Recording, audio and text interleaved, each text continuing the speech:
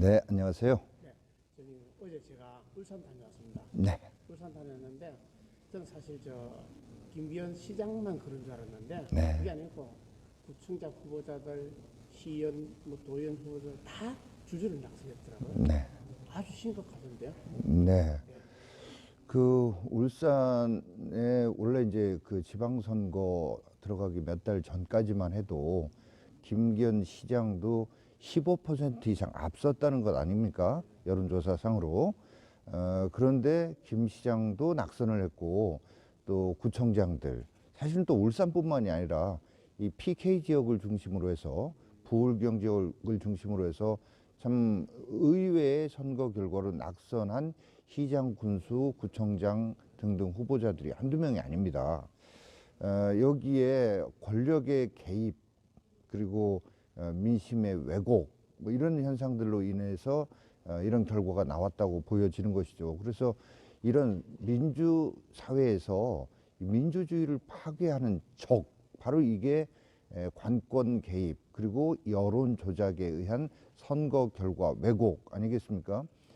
우리의 이 공동체를 이루는 가장 밑바탕이 되는 기본적인 질서를 파괴하는 이런 행위에 의해서 이런 결과가 나온 것이고 이것에 대해서는 끝까지 책임을 물어야 할 것이고 이 책임이 얼마나 큰가 하는 것은 우리가 3.15 부정선거에 관여했던 사람들 나중에 4.19 이후에 대부분이 사형에 처해졌습니다.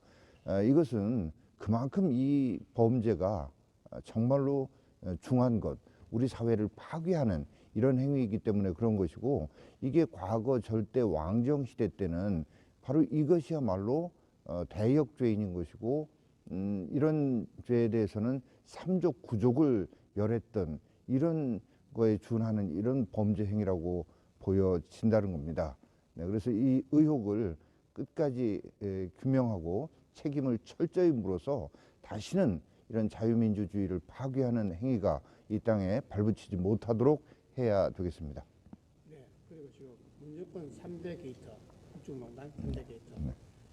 얘들이 박근혜 대통령 그 기준으로 하게 되면 탄핵을 당해도 몇 번 당해야 되는 거 아닙니까? 어떻게 보십니까?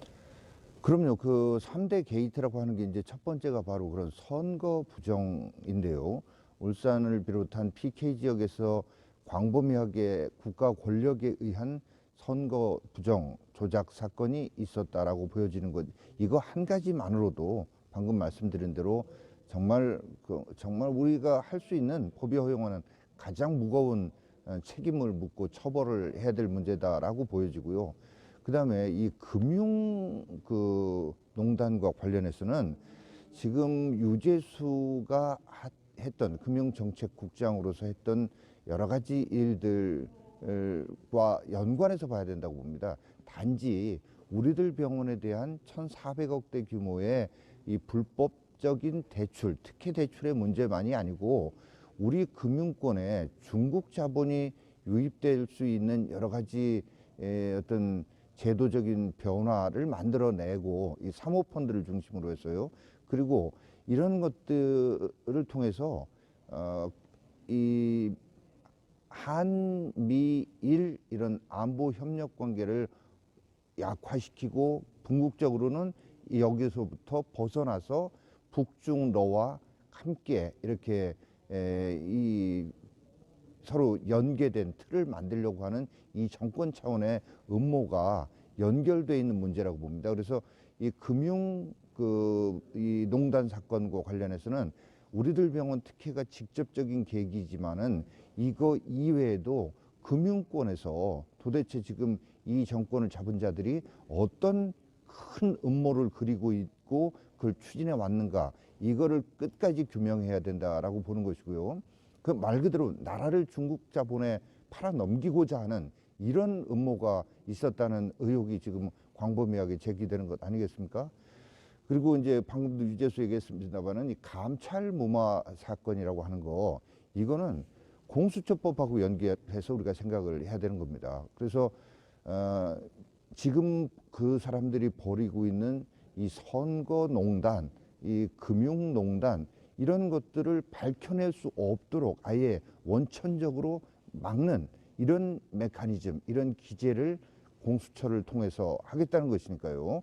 그리고 그 전 단계에서 벌어졌던 유재수 감찰 무마 이걸 보면 아, 이 자들이 왜 공수처법에 그렇게 목숨을 거는가 하는 걸 알 수 있는 것 아니겠습니까? 그래서 당장에 보면 조국, 유재수, 그다음에 황운하 등등에 대해서 이 사건을 다 공수처로 가져가서 검찰로부터 빼서 가져가서 이걸 덮는 것부터 할 겁니다만은 이거 덮는 거에다가 방금 말씀드린 정말로 이 국기를 흔들고 이 나라를 중국 쪽으로 이렇게 어떻게 보면 중국 자본에 정말 넘기려고 하는 이런 의혹들 이걸 파헤치지 못하도록 하는 것이고 또 다른 한편으로는 이런 의혹을 제기하는 사람들 이런 문제를 제기하는 사람들을 철저하게 탄압하는 이런 기구로 이 공수처를 하겠다는 이런 것입니다. 그러니까 이 3대 국정농단 게이트가 그 각각의 사건 하나하나만으로도 지금 말씀하신 것처럼 박근혜 대통령 뭐 탄핵했던 것보다 몇 배 더 중요한 범죄입니다만은 그 이면에 더 큰 거대 악의 어떤 중심 세력들의 기획과 의도 그리고 그런 기획 의도에 의해서 자행됐던 엄청난 일을 덮고 또 그것을 파헤치려고 하는 사람들을 탄압하기 위한 이런 기재 이런 차원에서 이 세 가지 사건을 볼 필요가 있다라고 생각됩니다. 마지막으로 그러니까 이 방송 보시는 해외 계신 우리 교포분들하고 자유파 시민 그리고 안중기 TV 구독자들께 한 말씀 부탁드립니다. 네, 애국 시민 여러분 그리고 우리 안중규 TV 구독자 여러분, 이제 3일 앞으로 크리스마스가 다가왔습니다. 연말연시 뭐 정말 턱 밑까지 와 있는데 보통 이런 때는 서로 좀 어려운 이웃들도 챙기고 덕담하고 한 해 동안 고생했다 이렇게 하면서 좀 따뜻한 분위기가 만들어지는 것이 그동안의 우리 사회의 모습이었습니다. 그런데 지금 우리의 모습 어떻습니까? 지금 김정은이가 이 연말 전후에서 어떤 도발을 할지 모른다라는 이런 불안감 속에서 하루하루를 보내고 있습니다. 또 경제는 어떻습니까? 올해 정말로 어려웠는데 내년에는 더 어려울 거라는 이런 전망이 경제 주체들 모든 사람한테서 나오고 있는 이런 상황 아닙니까? 이렇게 하루하루가 불안하고 정말 불경기에 너무나 괴롭고 더군다나 이 권력을 잡은 자들에 의해서 자행되는 각종 불공정한 행위, 예를 들어서 부동산만 해도 국민들한테는 그렇게 집 팔으라고 집 가질 필요 없다고 이렇게 얘기했는데 자신들은 강남에 집값 오르는데 집을 한 채도 아니고 수채씩 가지고 몇 억 내지 십수억씩의 돈을 챙겨갔던 이게 이자들 조국만이 아닙니다. 이자들 좌파 위선자들의 이 국민 속이는 행태 이런 것들을 보면서 우리가 분노하고 있습니다. 정말로 불안하고 또 불경기에다가 거기다 불공정한 거에 분노하는 이런 연말 연시를 보내고 있습니다. 저희는 내년 선거가 여기 지금 농성을 하고 있는 의원들 개개인의 당락의 문제나 저희 자유한국당의 승패의 문제가 아니라고 생각을 합니다.